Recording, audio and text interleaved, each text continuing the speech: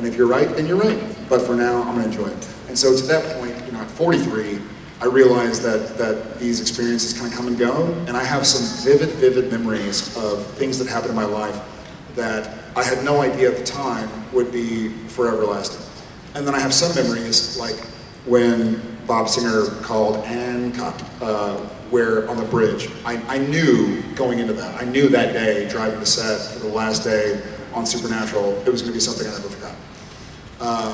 That having been said, something happened a couple weeks ago with my 13-year-old. And in the moment, I was like, this is gonna be something I remember forever, and I think he will too, whether he realizes it or not. He had a soccer game at like 8 p.m. He had school the next day, it was like a Thursday, Wednesday or Thursday. And I usually wake him up around like 6 a.m. So we get home from a soccer game at like 9:30 p.m. And it's me, Genevieve, and Tom. And he goes, hey Dad, can you come upstairs and help me with my project? And I was like, yeah, buddy, like you gotta, he's kind of acting weird. And I'm like, okay, so I look at Jen, and I'm like, I'm gonna go help him. She's like, yeah. So I go upstairs, and he closes his door, he goes, Dad, I actually don't need any help with my project, it's done, but can we go to the grocery store? And I'm like, yeah, it's now 9:45 p.m., I'm gonna wake him up at 6 o'clock. And so I'm like, you okay, dude? Like, what do you need? He's like, well, I just need to go to the grocery store. I was like, okay, yeah, let's go. Let's get in the truck and go. And so go downstairs, and Jen's like, oh, that was quick. And I'm like, no, we're gonna go to the grocery store. She kind of gives me a look like, okay, like, all right. And so we get in the car, and Tom says, I just need to get flowers and a card and some gum. It's my girlfriend's birthday tomorrow. Yeah. And he wanted, Tom. And it gives me like, it gives me some vapors in my chest because he wanted his dad to take him to the grocery store. And we walked around and like chose some flowers and chose a card. He wanted to buy her some gum and some candy, and I was like, okay, all right, man. And so, not embarrassing whatsoever, but was one of those experiences that I was like, I'm gonna remember this for the rest of my life. And I think he will too, so it was cool.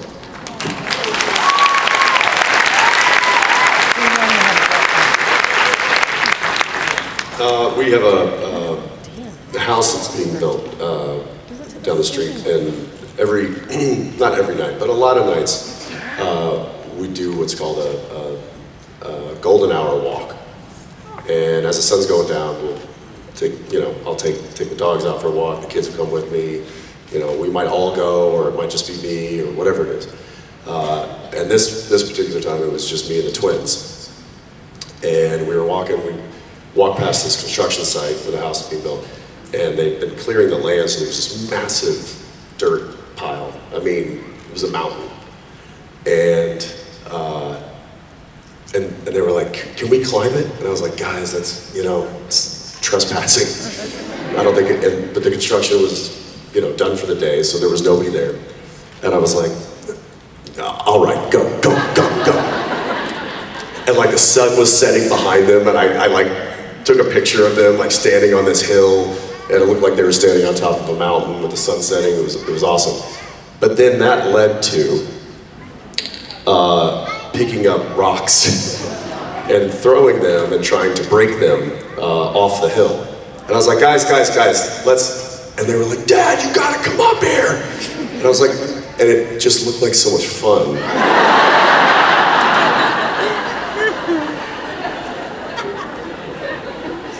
So I went up there, started hurling rocks. And for a brief moment, we were all 8 years old.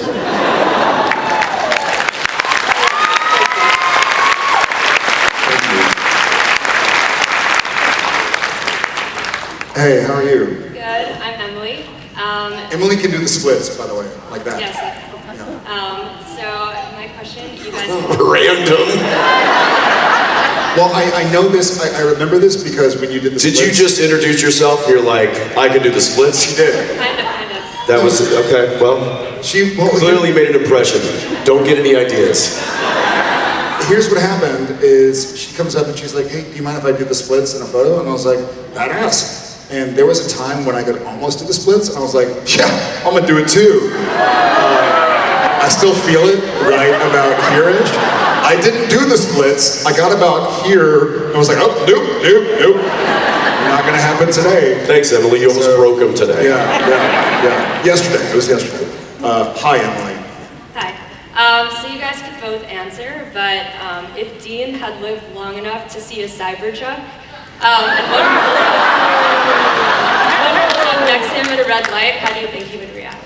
Well, Dean, after he left Stars Hollow,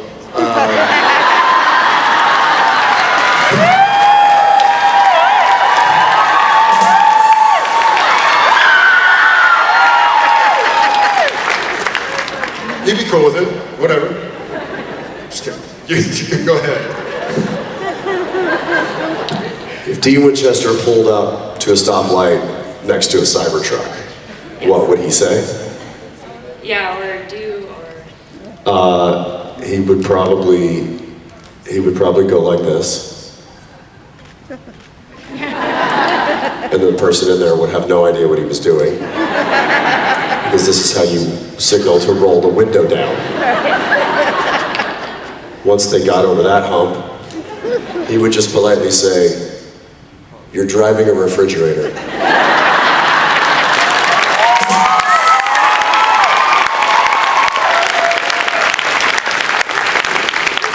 And then he would burn tires, Make a lot because of you can't do that in a Cybertruck. Also, red neutral.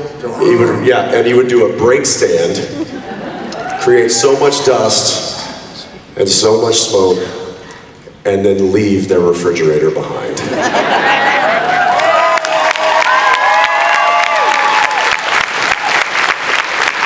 answer. Thank you for your question, Emily. Thank you. Cheers. Hi guys, my name is Maísa. I'm from Brazil, and I would like to know what do you guys miss most about working in Supernatural? What do we miss most about working on Supernatural? Yes. The people. Yeah. The people that we got to work with. We were just in Vancouver last weekend doing one of these, and we got to see a lot of those faces that we hadn't seen in quite a while, and it brings back those kind of memories of, we spent a lot of time together, and they really truly became family to us. We still keep in contact with a lot of them, still talk to them, but getting to see them was really great, because we used to see them every day, and we don't get to do that. Yeah. And it's like there's no real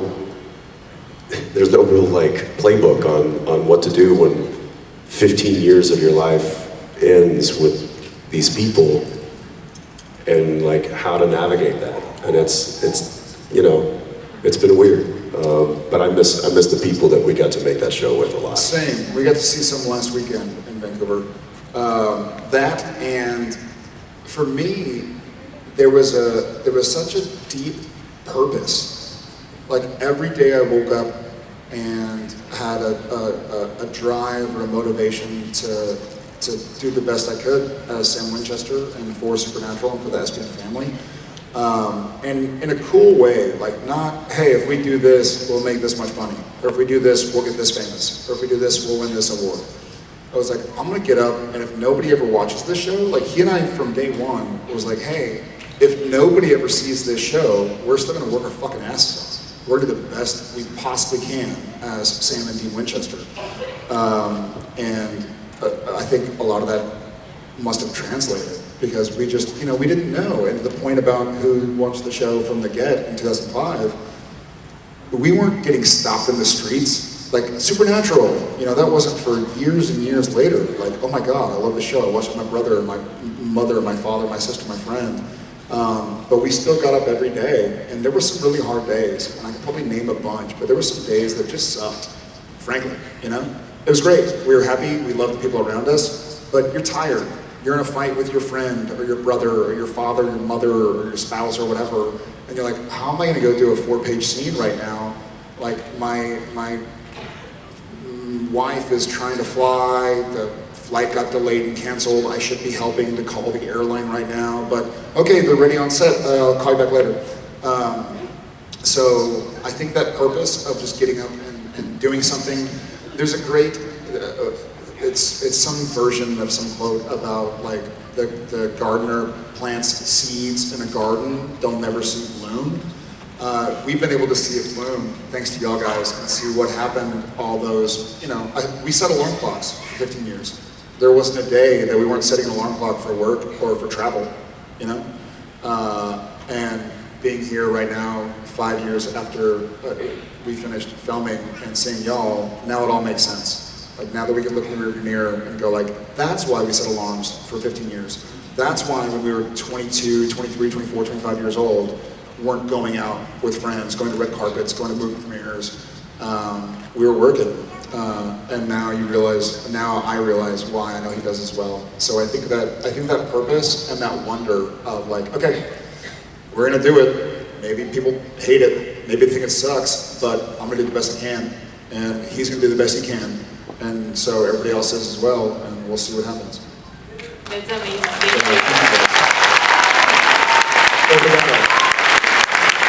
Obrigado, right? Obrigado? Yeah. Still got it. Tu fala português? Okay.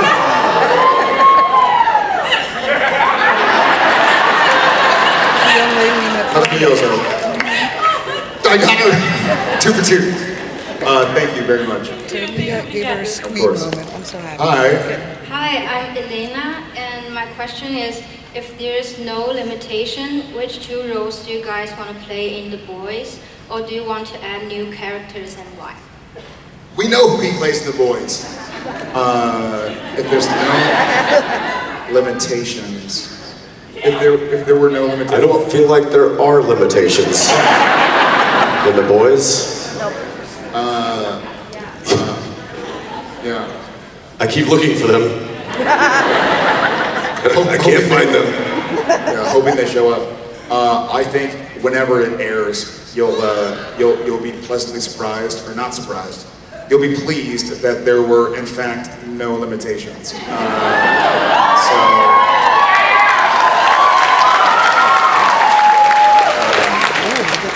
But thank you, Nina, and I can't wait to watch as well. Thank you for being here. Thank you for your question.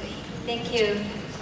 I mean, there was a scene that I did in season 5 that you will see at some point, where I walk in to the scene, Soldier Boy, and I turn the corner and I go, oh my God. That wasn't my line. And I was supposed to stay there. But I hadn't seen what was going on. We blocked it out, we'd rehearsed it, we'd see, and then things changed when the camera was rolling. And I hadn't seen it, and I walked in, and it was, dear God. And I just walked back out, and they were like, cut? And I was like, I'm sorry, I wasn't prepared for that. And I don't think anybody else will be either. I can't wait. Enjoy!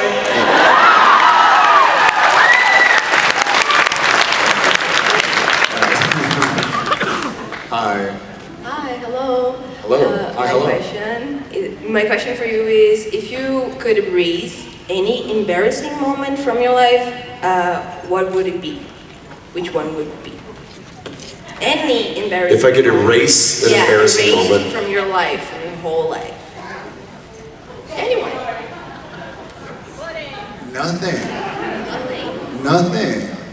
Yeah, I mean it. I have some embarrassing moments, believe me.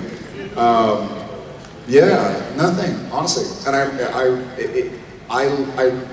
I feel like I learned too late in life that this silly shit doesn't matter. You worry about like, oh, somebody teased me, or oh, I slipped, or oh, I farted, or oh, whatever. And then a month goes by and no one remembers it. Did you just fart? I'm just kidding. No, I mean, all of my experiences that I thought were like the end of the world in my past ended up being great ways to realize that it didn't matter. And there was I heard a quote on YouTube or something, and it's not exactly about this, but someone was talking about like investing or something. And they were like, why do people spend money they don't have to buy shit they don't want to impress people they don't care about? That was your quote? Thank you. Thank you. No, it was Fight Club. But, oh, okay, there you go. Well, okay, you're right. That wasn't Fight Club. But it goes to the same thing. Like, why are we so worried about doing something? That was Tyler Durden, right? There you go. Okay. Then they must have been quoting Fight Club. I totally forgot about Fight Club. But yeah, but taking that into life. Like, why am I so nervous about, like, oh, I have a hole in my shirt, or I spilled whatever on my pants. Like, if these people care about me, they don't care. Or they do care about me. And so I wouldn't go seek out trying to be embarrassed again, but I wouldn't take any of it back. Yeah, I think embarrassment is part of being human. And I think you can learn from that. Maybe not in that moment, but you can reflect on it and be like, oh, that's what I got from that. I think about, people are like, oh, what's the most embarrassing moment? There was one that stands out when I was a kid, and I probably said this before, but I was, my sweet mother thought I should do some modeling because I had the opportunity to, and The brick dance. it was not necessarily the thing that I would have picked to do at that point in my life, but at that point, they convinced me, and I did some stuff as maybe 13, 14 years old. And I remember this one time, it was on the campus of SMU, major college campus, and we were doing like a back to school ad for some clothing catalog, and I had to wear these like jeans and a sweater or something, and the jeans that they had sent were way too small. And so what they had to do is